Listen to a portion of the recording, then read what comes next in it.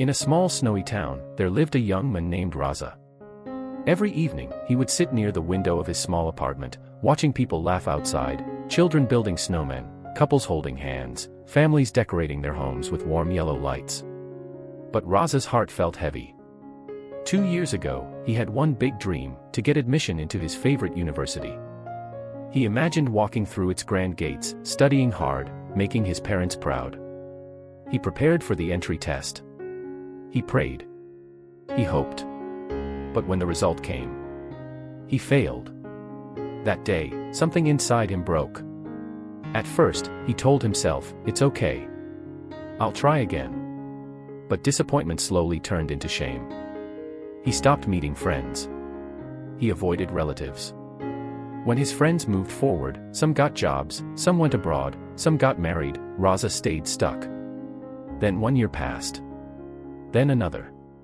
2 years gone. Not because he couldn't move, but because he believed nothing would ever go right for him again. Every day he replayed his mistakes. "I should have studied harder. I wasted my chance. I wasted 2 years of my life. My future is finished."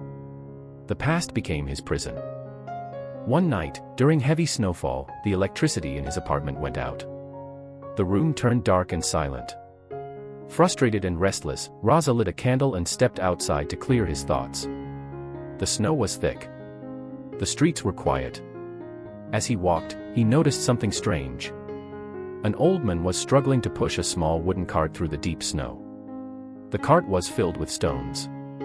Raza watched for a moment, then asked, "Grandfather, why are you pushing that heavy cart in this snow?"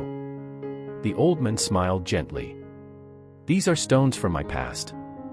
Raza frowned. "What do you mean?" The old man stopped and said, "Each stone represents a regret, a mistake, a failure. I carry them everywhere so I never forget."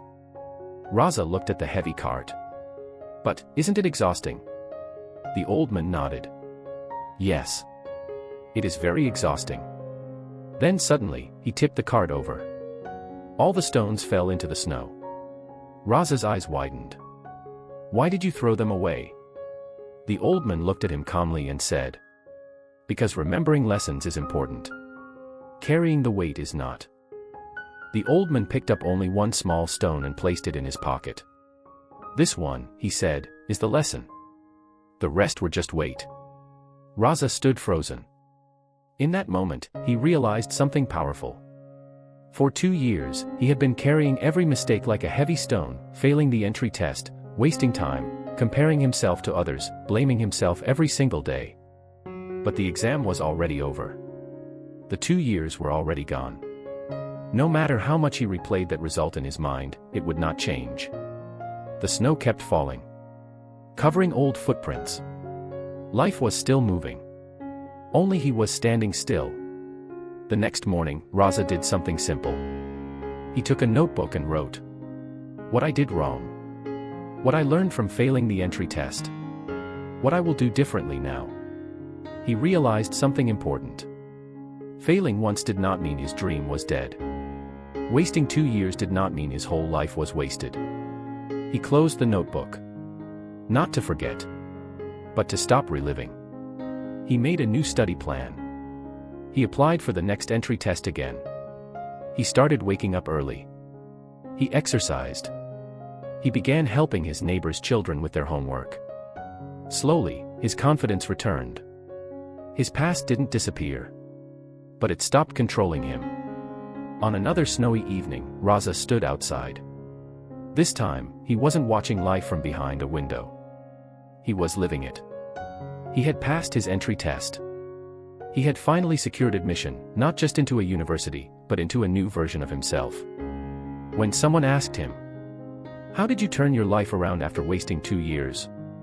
Raza smiled softly and said, "I stopped carrying stones." Moral of the story: failure is a lesson, not a life sentence. You can remember the lesson, but you must leave the weight behind.